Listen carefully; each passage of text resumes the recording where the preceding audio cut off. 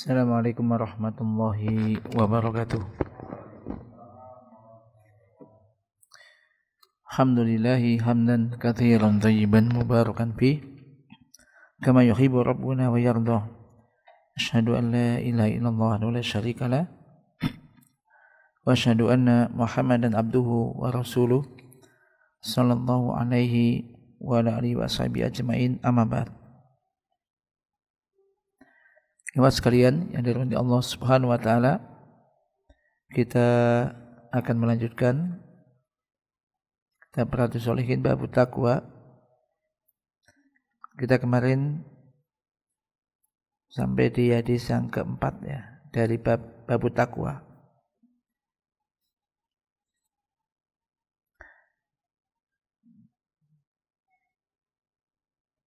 Ada sedikit tambahan kemarin, yakni barang siapa yang bersumpah,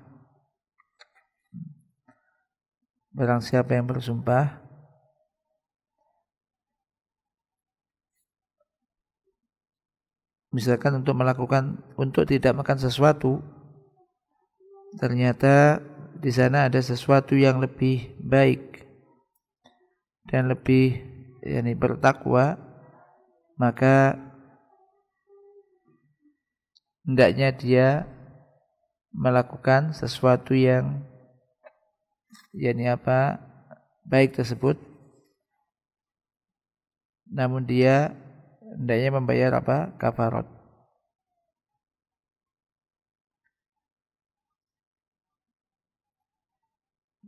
Jadi contohnya kemarin ada orang mengatakan, demi Allah aku tidak akan berbicara dengan si fulan, misalkan begitu. Sementara dia itu muslim, maka yang amalannya lebih bertakwa kepada Allah adalah Anda tetap harus berbicara dengannya. Kenapa? Karena meninggalkan seorang muslim, enggak bicara dengan seorang muslim, ini tidak boleh. Maka lebih dari 3 hari tidak boleh. Maka di sini Anda tetap berbicara dengannya. Gimana kadung sumpah? Kata sumpah gimana? Nah, ini ada kafaratu yamin. Wa kafir an yaminika.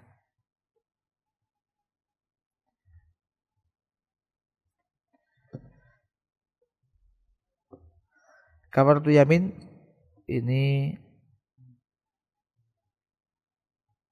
wujudnya apa? Terkait dengan ini bisa dibaca Al-Maidah 89. Coba dibacakan Al-Maidah 89. Surah Al-Maidah ayat 89.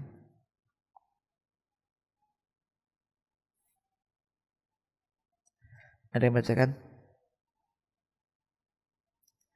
Lihat surah Al-Maidah ayat 89. 6. Baca Al-Maidah 189.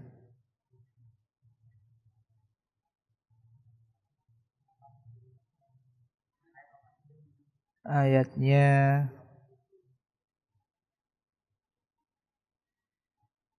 896. Jadi di sini kafaratu yaminnya itu penebus. Kafaratu yamin itu apa? Ya, jadi kayak sebagai denda pelanggaran sumpah yang dilanggar. Maka dendanya, kafaratnya adalah yang pertama apa di ayat itu? Memberi makan kepada 10 orang miskin. Ini yang pertama. Jadi makanan yang kalian makan. Yang kedua atau memberi pakaian kepada mereka, atau membebaskan budak. Maka jika tidak mampu melakukan ini, maka baru puasa 3 hari.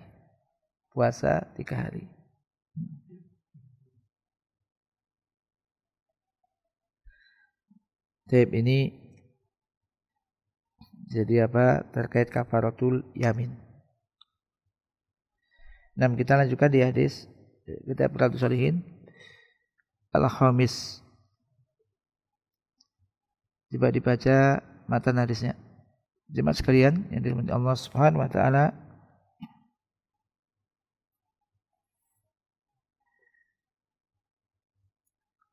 penjelasan dari hadis ini. Saya mengatakan jadi khutbah Rasulullah sallallahu alaihi wasallam ini ada dua macam khutbahnya. Yaitu yang pertama khutbah yang rotibah, rutin. Dan khutbah yang ini dilakukan insidental, tidak rutin. Adapun khutbah rutin seperti yaitu khutbah di dalam sholat Jumat dan juga sholat Id, maka Nabi SAW ini berkhutbah untuk manusia dan para sahabat di setiap Jumat dan setiap Id. Dan para ulama berbeda pendapat tentang khutbah sholat gerhana. Apakah ia termasuk yang rutin ataukah yang tidak rutin? Sebab perbedaan pendapat di antara mereka adalah bahwasanya al-kusuf ini gerhana ini tidak terjadi di masa Rasulullah kecuali sekali. Dan tatkala beliau sholat, setelah itu berdiri dan berkhutbah. Sebagian ulama berpendapat bahwasanya ia termasuk khutbah yang rotibah dan ia mengatakan sungguhnya pada asalnya adalah bahwasanya apa yang disyaratkan oleh Rasulullah itu sabitun mustaqir, jadi sesuatu yang sabit, yang tetap.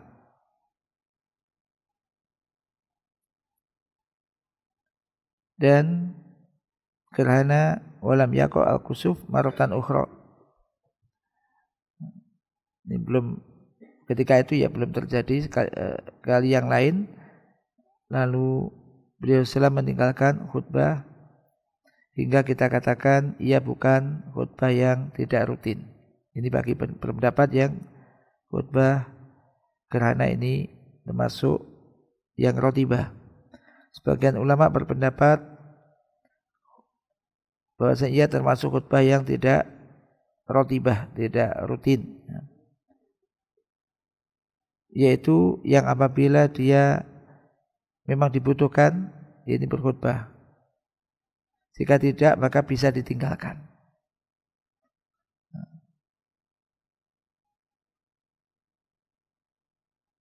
Akan tapi saya menyebutkan yang akrab, yang lebih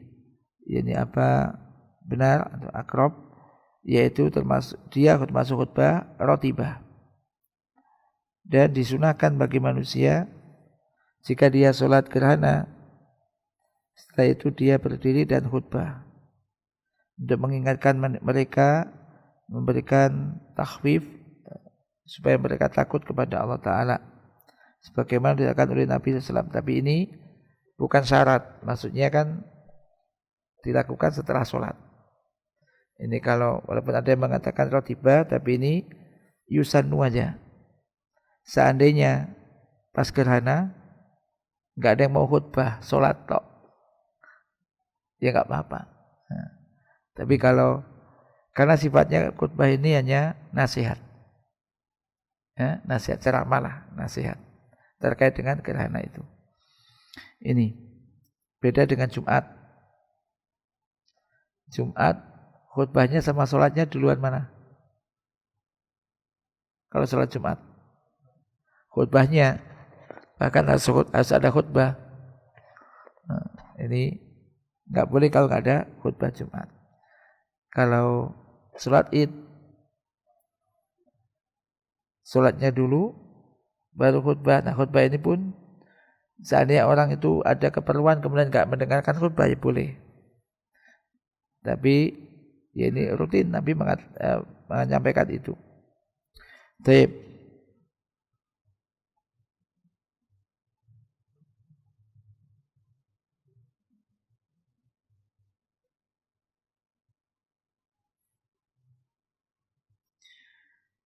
Kemudian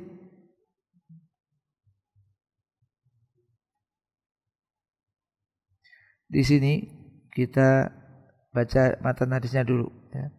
Dari Abu Umamah Sudai bin Ajlan Al-Bahili radhiyallahu anhu telah berkata, aku pernah mendengar Rasulullah sallallahu alaihi wasallam berkhutbah di Haji Wada. Faqala, maka beliau bersabda, Ittaqullah, bertakwalah kamu sekalian kepada Allah. Ini kaitannya dengan bab takwa. Bertakwalah kamu sekalian kepada Allah. Wa shollu khamsakum, dan salatlah kalian 5 waktu. Salat 5 waktu yang diwajibkan oleh Allah Ta'ala. Kemudian wa sumu syahrukum, puasalah kamu di bulan Ramadan. Bulan kalian di bulan Ramadan. Wa adu zakata amwalikum, berikan, tunaikan zakat hartamu. Zakat hartamu. Wa atiu umara'akum, dan taatilah pemimpin kalian. Nanti akan dijelaskan pemimpin meliputi apa saja. Pokoknya pemimpin kalian.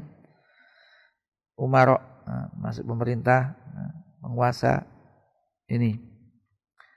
Maka tadkhulul jannah, maka kamu akan masuk ke dalam surga Rabb kalian, yaitu Tuhan kalian. Rawahu Tirmidzi, hadis ini riwayat Imam Tirmidzi.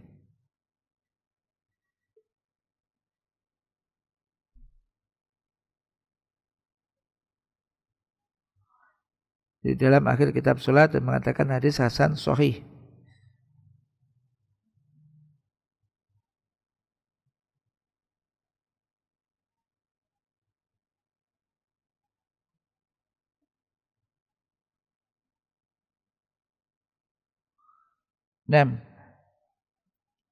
Secara kita menyebutkan di dalam Haji Wada Nabi SAW ini berkhutbah di hari Arafah, ya.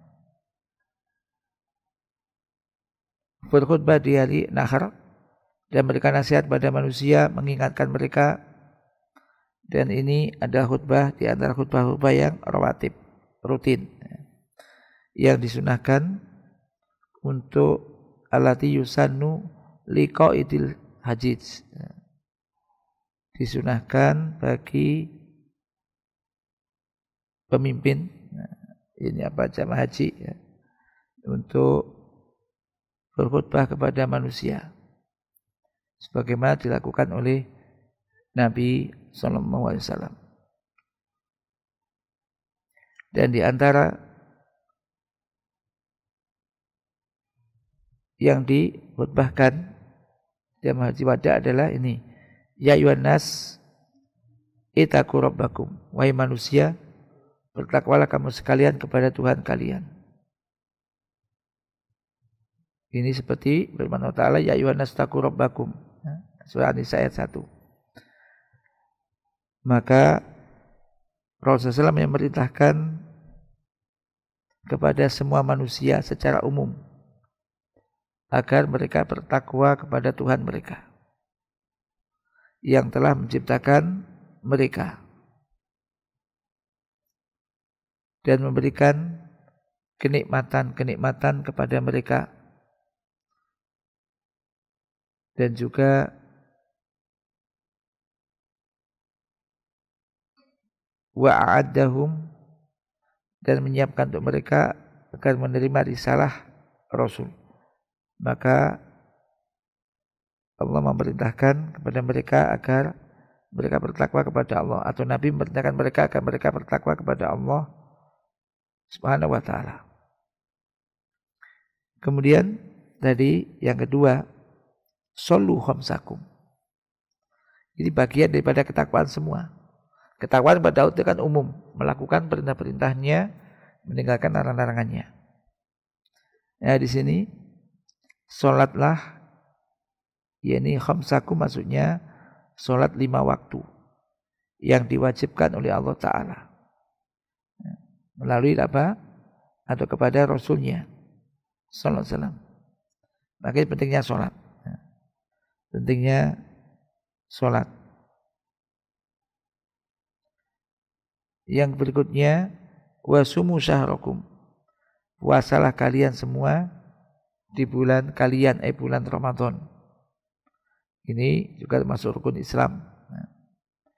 Maka tidak boleh seorang muslim ini mengesampingkan tanpa alasan kemudian tidak puasa. Maka perhatikan ini tentang sholat dan juga puasa. Maka seorang muslim ini wajib baginya untuk menjaga sholat 5 waktunya. Laki-laki atau perempuan. Yang wajib dulu, ini 5 waktu. Misalkan orang lagi malas-malas. Mau sholat sunat jarang. Udah maunya wajib-wajib tok. Udah sementara wajib tok aja. Kerjakan. Jangan sampai sunnah sergap, rajin, wajibnya ada yang tertinggal. Hanya 3 kali misalkan. Maka sholat wajib ini 5 kali. Dan keutamaan sholat wajib banyak sekali disebutkan dalam hadis-hadis. Digambarkan kayak orang, Nabi pernah bertanya bagaimana menurut kalian ketika di depan kalian ada sungai, kemudian orang itu mandi, ia mandi 5 kali sehari. Apakah masih ada kotoran di tubuhnya? Para sahabat menjawab, tidak ada ya Rasulullah. Demikianlah perumpamaan sholat 5 waktu. Nah, ini di mandi 5 kali. Ini. Jadi sholat 5 waktu. Banyak keutamaan-keutamaan sholat ini. Di samping juga ancamannya berat ketika orang gak sholat. Nah, maka intinya jangan sampai meninggalkan sholat. Sholat itu hanya sebentar.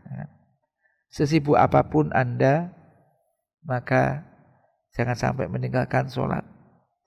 Besarnya gaji tidak bisa untuk menebus. Misal, aku bayar aja gak usah sholat. Nah, gak bisa. Nah, gaji kita untuk bayar, ganti untuk gak sholat. Ya gak bisa. Artinya jaga sholat 5 waktu. Kemudian yang kedua tadi, puasa Ramadan. Yang ketiga, tunaikan zakat harta kalian, zakat mal. Berikan zakat malmu kepada orang yang berhak menerimanya. Jangan kamu pelit. Janganlah kamu pelit. Zakat mal, ini syaratnya apa? Yang jelas harta, bendanya, harta termasuk harta yang wajib dizakati. Kemudian dia milik dia ya, kemudian mencapai nisab. Kemudian halal alaihil haul, ya kan? Dipegang selama setahun. Baru keluarkan zakatnya. Setahun ini misalkan setelah mencapai nisab tidak berkurang selama setahun, maka kemudian setelah sampai setahun tidak berkurang dari nisab, keluarkan 2,5%. Ya macam-macam hartanya. Kalau misalkan kita bicara yang umumnya kita harta uang ya misalkan. Kalau emas berapa nisabnya? 85. Kalau perak 595 gram. Jadi kalau orang menyimpan perak punya 595 atau 600 gram sudah mencapai nisab. Ditahan setahun, keluarkan zakatnya 2,5%. Kalau menyimpan emas batangan, emas logam, macam. Nah ini punya 85 gram minimal ini. Maka mencapai nisab, disimpan selama setahun, nggak berkurang, keluarkan 2,5%. Setahun sekali. Kalau uang. Nah ini para ulama berpendapat ya. Ini Utsaimin ini termasuk lajnah ya. Terima juga Syekh bin Baz ini beliau Utsaimin ini mengikuti pendapat yang mana di antara emas dan perak yang lebih cepat dicapai. Ini lebih berhati-hati. Karena disebutkan di hadis itu kan emas atau perak. Uang nggak disebutkan. Mana-mana yang lebih dulu dicapai maka itu lebih hati-hati. Karena lebih dulu kita keluarkan. Perak kalau dirupiahkan berapa? 600 gram kali berapa 1 gram perak? Paling 10.000 paling. 10.000 berapa? 10.000? 6 juta. Hah? 7 juta. Sekarang 14 paling ya? 14.000 ya? Sekitar lihat aja nanti lah. 1 gram perak berapa? Dihitung nanti. Kalau emas berapa? Mungkin 1 juta lebih kalau emas ya. 1,5 mungkin atau berapa. Pokoknya itu. Yang mana yang lebih dulu dicapai, maka itu yang dikeluarkan. Ini di antara pendapat saya Utsaimin. Jadi maka di sini jangan kamu pelit kan begitu. Cuma 2,5%. Kasihkan. Bisa dikasihkan kepada langsung yang berhak menerima atau diserahkan kepada misalkan lembaga yang kalau nggak bisa membagikan langsung siapa ini? Macam Lazis dan semisalnya.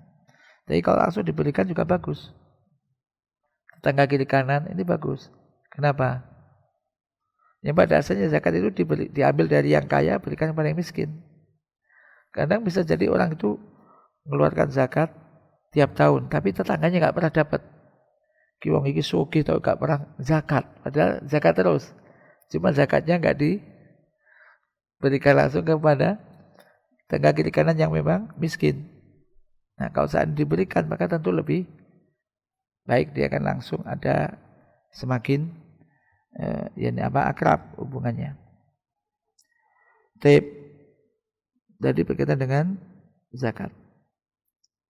Yang berikutnya ini taatilah umara'akum. Nah, bagian terakhir. Taatilah pemimpin kalian, orang yang dijadikan oleh Allah sebagai pemimpin kalian. Ini mencakup pemimpin wilayah atau negeri dan juga mencakup pemimpin secara umum, yaitu pemimpin daulah seluruhnya. Maka kewajiban bagi rakyat ro'iyah adalah mentaati mereka di dalam perkara yang tidak mengandung maksiat kepada Allah. Perhatikan. Wajib taat pada mereka dalam hal yang tidak mengandung maksiat kepada Allah. Jadi kalau yang diperintahkan ini tidak mengandung maksiat, wajib ditaati.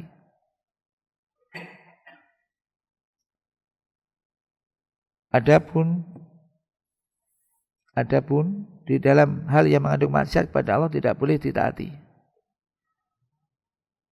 Walaupun mereka memerintahkan hal itu.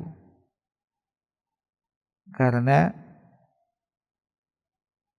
ketaatan kepada makhluk tidak boleh mendahului ketaatan kepada Sang Khalik, atau tidak boleh ketaatan kepada makhluk dalam hal yang mengandung maksiat kepada Al-Khalik. Allah Ta'ala berfirman, ya ayyuhalladzina amanu atiullaha wa atiur rasul wa ulil amri minkum. Wahai orang-orang beriman, taatlah kamu kepada Allah dan taatlah kepada Rasul dan ulil amri minkum. Ulil amri di antara kalian. Maka Allah menyebutkan, mengatafkan ketaatan kepada ulil amri, diatafkan setelah ketaatan kepada Allah dan Rasulnya. Ini menunjukkan bahwa itu mengikuti ketaatan kepada Allah dan Rasul.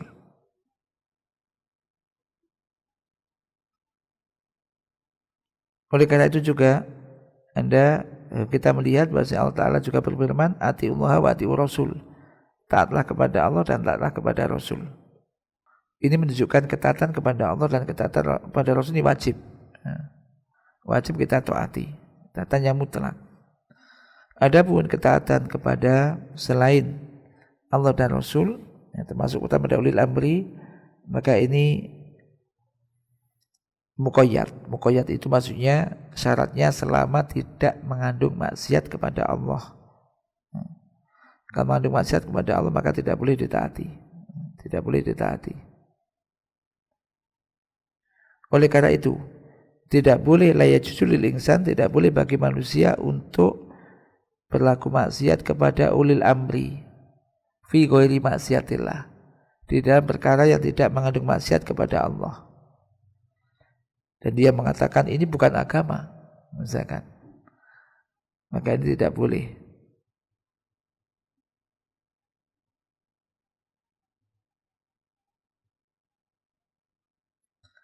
Saya menyebutkan karena sebagian orang jahil apabila ulil amri membuat aturan yang tidak menyelisih syariat, dia mengatakan aku tidak wajib, tidak harus menunaikan aturan ini karena ini bukan bagian syariat. Ini bukan syariat. Karena tidak didapati di dalam kitab Allah dan sunnah Rasulnya. Maka perkataan semacam ini hadza min jahlihi, ini termasuk di antara kejahilannya. Ketidaktahuan orang itu gitu loh. Jadi gak bisa dibenarkan begitu. Bahkan kita katakan inna imtithala hadhil andimah mawjudun fi kitabillah. Sesungguhnya melaksanakan aturan-aturan ini ada di dalam kitab Allah dan ada di dalam sunnah Rasul sallallahu alaihi wasallam. Allah Ta'ala berfirman, ya ayyuhalladzina amanu atiullaha wa atiur rasula wa ulil amri minkum. Wahai orang-orang yang beriman, taatlah kamu sekalian kepada Allah dan taatlah kamu sekalian kepada Rasul wa ulil amri minkum, dan ulil amri di antara kalian. Dan banyak sekali di dalam hadis-hadis yang disebutkan, yaitu bahasa Nabi memerintahkan untuk taat kepada ulil amri. Di antaranya hadis ini.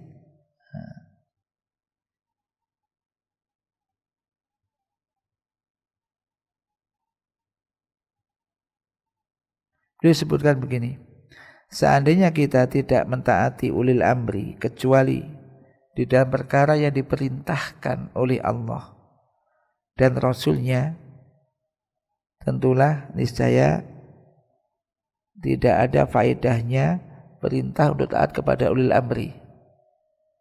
Apa maksudnya? Saya ulang, di sini belum disebutkan. Kalau seandainya kita tidak akan mentaati ulil amri kecuali dengan apa yang diperintahkan oleh Allah dan Rasulnya, maka lam yakun lil amri bitu'atihim faidah. Berarti perintah untuk taat kepada ulil amri gak ada faedahnya. Kan sudah masuk ke dalam taat kepada Allah dan Rasulnya. Karena ketaatan kepada Allah dan Rasulnya itu wajib.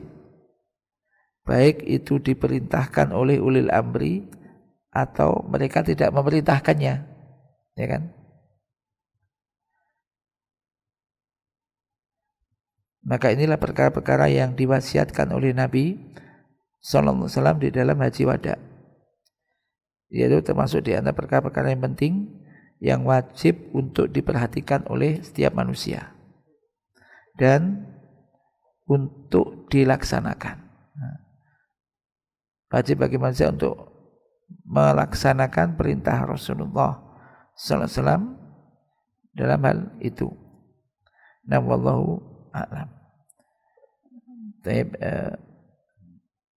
Ya di sini contohnya tadi ya, contoh sederhana.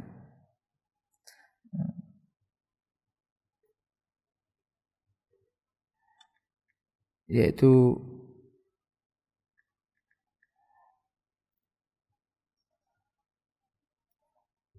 contoh taat kepada aturan.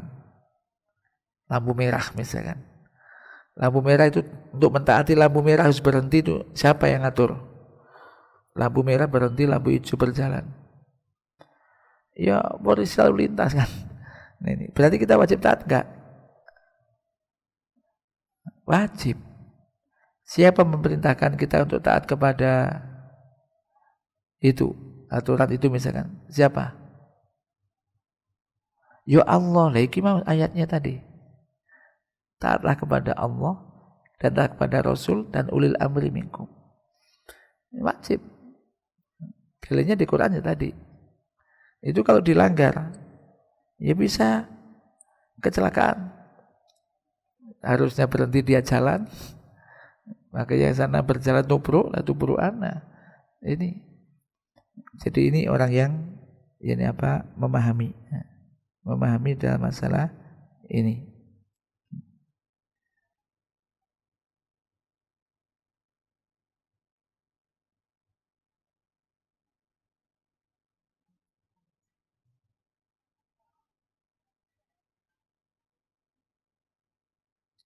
Jadi kesimpulan dari faedah dari hadis yang kelima ini, wajibnya untuk berpegang kepada atau mengamalkan rukun-rukun Islam, baik itu sholat, zakat, puasa,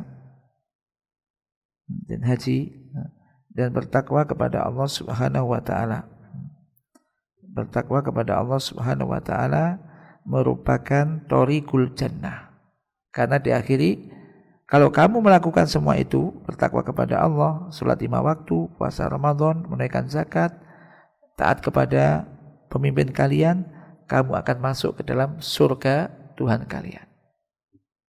Nah, hidup ini semuanya tujuannya untuk ini, bisa masuk ke dalam surga. Maka ini simple, perhatikan dan kerjakan. Nah, ini. Jadi merupakan apa tadi? Jalan menuju surga dan syarat untuk masuk kepadanya. Dan istiqomah di dunia merupakan sebab keselamatan di akhirat.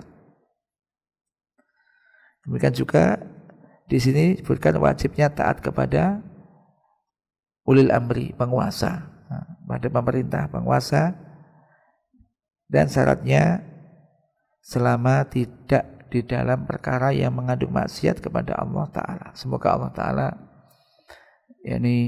menolong kita semuanya untuk bisa mengamalkan apa yang telah kita kaji dan kita dapatkan. Wallahu ta'ala a'lam bishawab.